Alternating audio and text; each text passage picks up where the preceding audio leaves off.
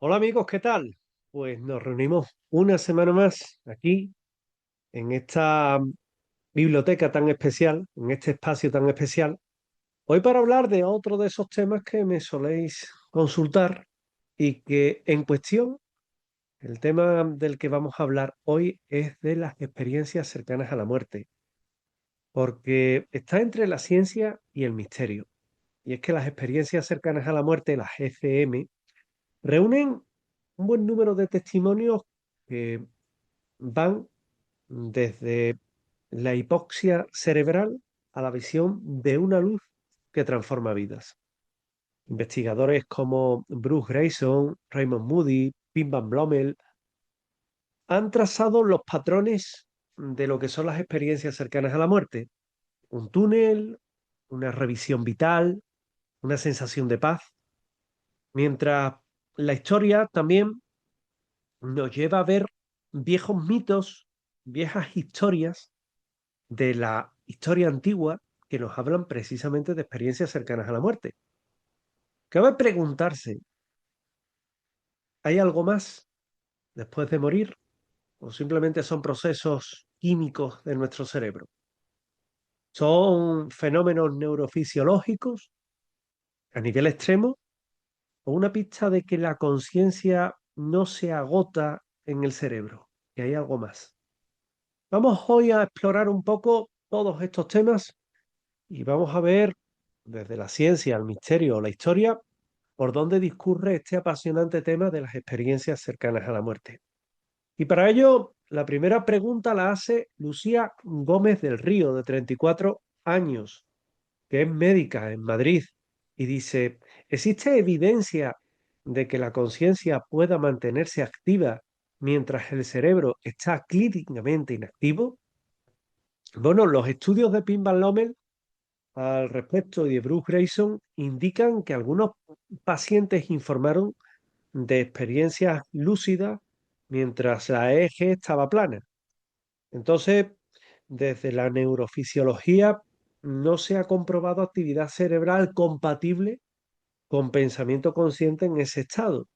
Lo más probable es que las experiencias cercanas a la muerte ocurran justo antes del cese eléctrico completo de nuestro cerebro o en la fase de recuperación, donde no hay eh, muchas evidencias, pero sí hay microactividad cerebral y neuronal. Y eso genera que las percepciones sean muy intensas. Por tanto, bueno, hay una evidencia de que en el plano consciente eh, parece que el cerebro, aunque esté clínicamente inactivo, tiene actividad. De hecho, las últimas investigaciones al respecto nos hablan de ello. Eduardo Navarro, de 59 años, historiador de religiones de Cádiz, nos pregunta, ¿podemos considerar las SM, las experiencias cercanas a la muerte, una reinterpretación moderna del viaje del alma presente en culturas antiguas? Bueno, se podría tomar así, porque en textos egipcios, por ejemplo, en el libro de los muertos, en el libro de de Platón, en el bardo Tobol tibetano, describen trayectos del alma por túneles de luz, juicios morales y retornos al cuerpo. ¿Os suena, verdad? Justamente lo mismo que las experiencias cercanas a la muerte. Entonces, las experiencias cercanas a la muerte modernas parecen una relectura neuropsicológica de estos relatos, aunque el paralelismo sugiere una constante antropológica universal, que es el intento humano de dotar de sentido siempre al momento de morir y siempre también de tener la esperanza a sobrevivir a la muerte. Quizás el miedo a la muerte es el que nos hace buscar también alternativas o quizás, quién sabe, quizás es posible que exista esa vida después de la vida. Marta Ledesma, de 42 años, medium espiritual de Buenos Aires, pregunta, ¿las experiencias cercanas a la muerte podrían ser auténticos contactos con planos espirituales y no simples ilusiones cerebrales? Bueno, esa es la hipótesis supervivencialista, defendida por Bruce Grayson, por Pim Van Lommel, por David Lorimer, y es que los pacientes describen entornos coherentes y una comunicación telepática incluso con seres fallecidos, ¿no? Aunque la ciencia no puede probar la existencia de esos planos, también te lo digo, pero sí es verdad que el alto grado de lucidez, la transformación emocional posterior después de esa experiencia cercana a la muerte, ha hecho que incluso psiquiatras se planteen que la conciencia podría existir más allá del cerebro. Y eso lo dicen los científicos. Raúl Ortega, 28 años, médico cardiólogo de Bogotá, que pregunta, ¿qué papel juega la hipoxia en las visiones del túnel y luces de una experiencia cercana a la muerte? Bueno, la hipoxia hay que decirle a nuestros oyentes, telespectadores, que es la falta de oxígeno.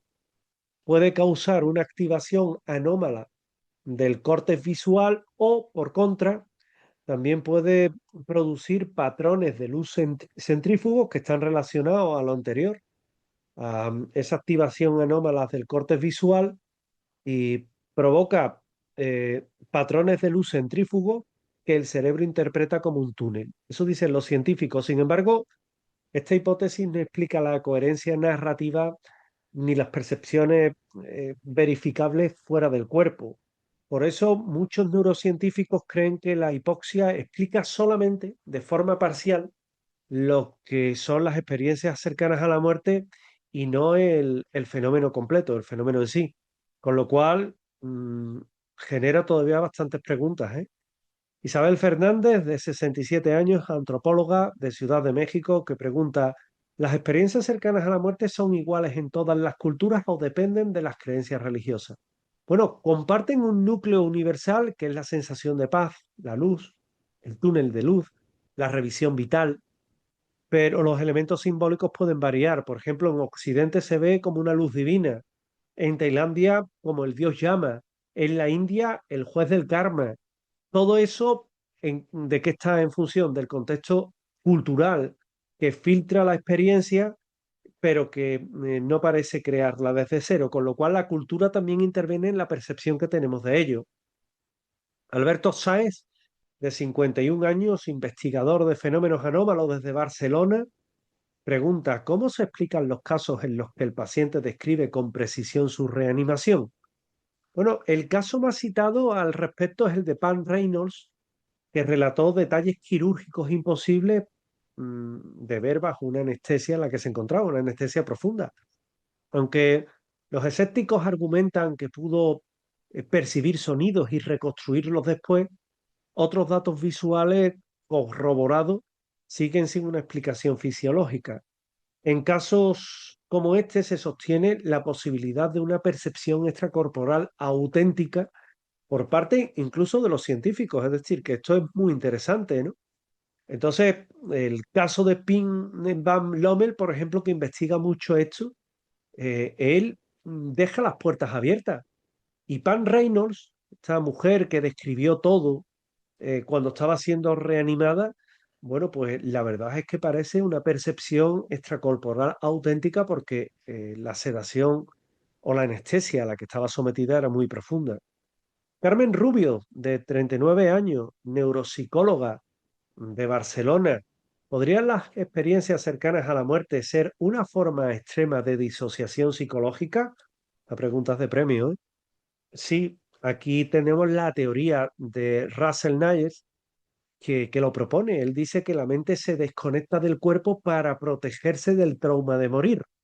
Y así las experiencias cercanas a la muerte podrían mostrar una mayor coherencia y también emociones positivas que las disociaciones patológicas, lo cual sugiere que son procesos mentales distintos, quizás defensivos, pero nunca alucinatorios. Ahí también está la puerta abierta a esa forma de disociación psicológica que espero haberte explicado. Andrés Villalba, 61 años, teólogo de Quito.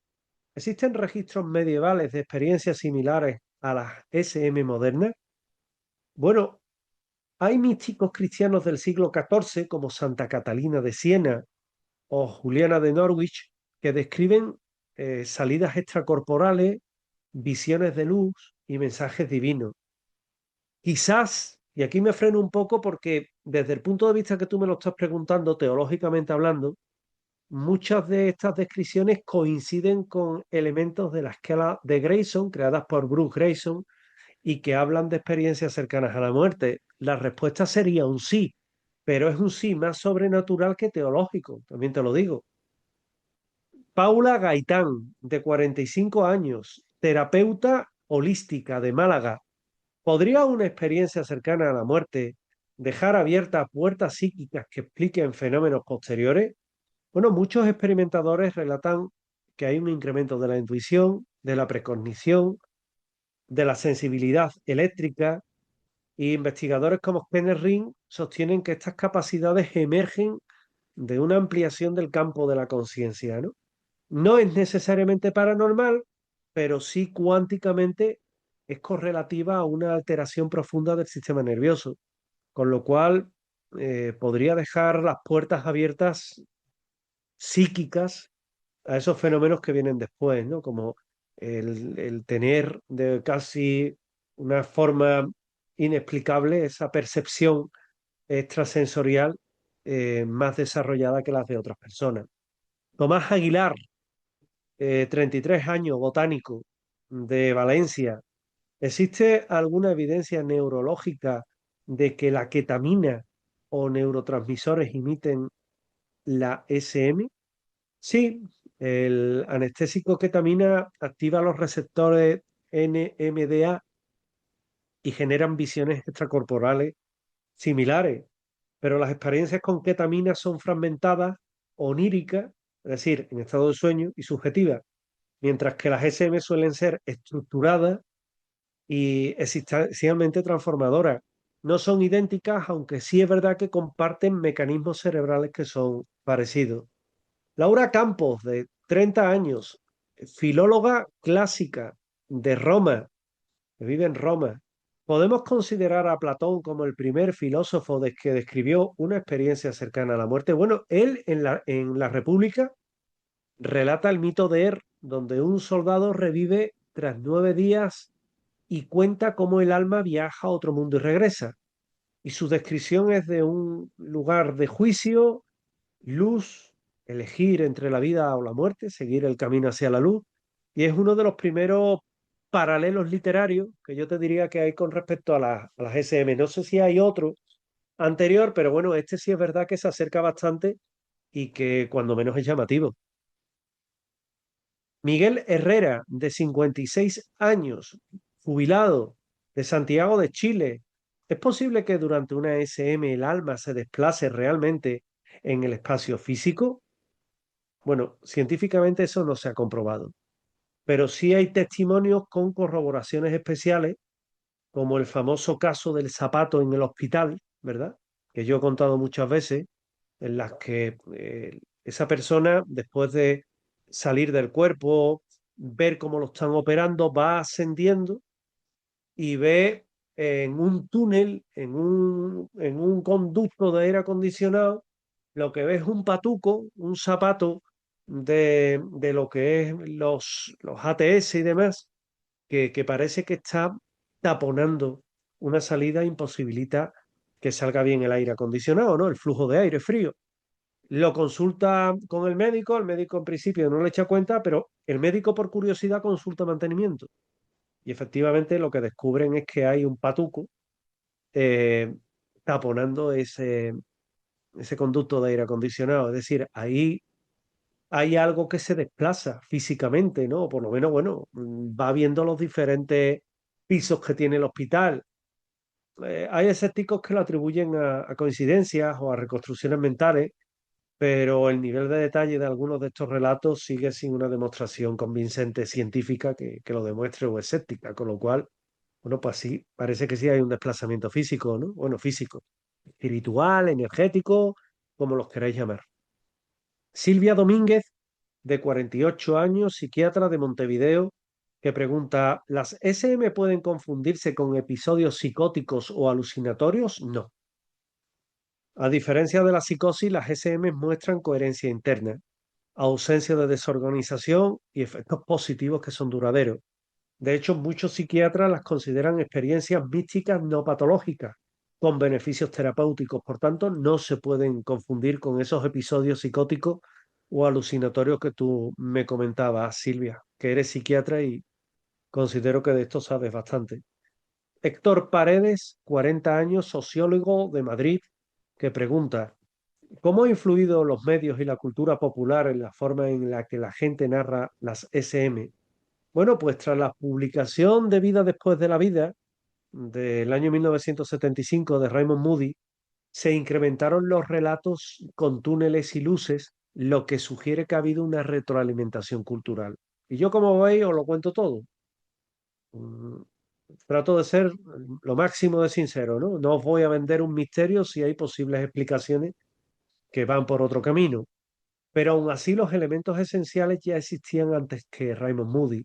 Por lo tanto, incluso, bueno, declaraciones, ¿no? Y testimonios, con lo cual, bueno, los medios de comunicación pudieron modular la narrativa, pero no la experiencia en sí.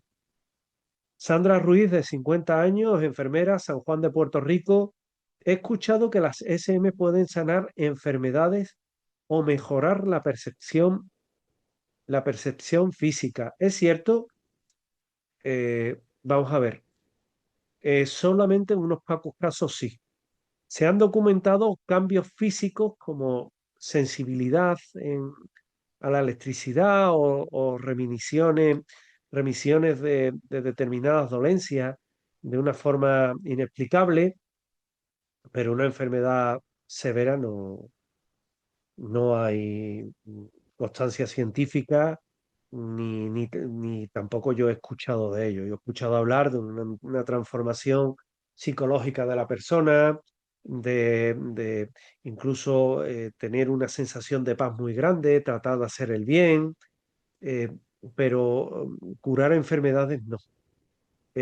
Por tanto, bueno, lo que sí hay es una reorganización psiconeural y hormonal en algunos casos, solamente en algunos casos, según indican los científicos, que podría explicar ciertas mejoras espontáneas. Iván Correa, 37 años, neurocirujano, Lisboa. ¿Las SM en personas ciegas aportan evidencia de percepción independiente de los sentidos? Sí. En cualquier caso, sí. En un estudio de Ring y de Cooper del año 2008, ciegos de nacimiento informaron ver colores y paisajes que describieron perfectamente durante una SM. No se sabe si fue una construcción cerebral simbólica o un tipo de percepción no sensorial, pero el fenómeno sí es verdad que desafía lo que es la explicación neurológica clásica. Por tanto, es muy interesante las experiencias cercanas a la muerte en las personas ciegas porque describen algo que no han podido ver, que es fundamental y sustancialmente desconocido para ellos y que en cualquiera de los casos la verdad es que desafía esa explicación neurológica clásica. Julia Martínez, de 26 años, estudiante de medicina de Granada, que dice, la ciencia moderna se enfrenta a las experiencias cercanas a la muerte del mismo modo que lo hizo la Iglesia con las visiones místicas. La pregunta es esa, es que como no has acabado con el signo de interrogación, bueno, lo interpreto como una pregunta y la reformulo. ¿La ciencia moderna se enfrenta a las SM del mismo modo que lo hizo la Iglesia con las visiones místicas? Curiosamente sí. Así como la Iglesia eh, intentó distinguir lo divino de lo demoníaco, la ciencia intenta separar lo neuronal de lo trascendental. Y ambas lo que buscan es proteger un paradigma dominante. Las SM, como las visiones místicas, desafían los límites de lo que cada uno considera real. Felipe Duarte, 47 años, periodista, Buenos Aires. ¿Podría la experiencia extracorporal ser una forma de conciencia cuántica? Hay un científico que es Stuart Hameroff y el matemático Roger Penrose que sugieren que la conciencia podría surgir de procesos cuánticos de microtúbulos neuronales, que de hecho lo hemos tocado en la noche más hermosa que yo no os voy a explicar porque es un jaleo.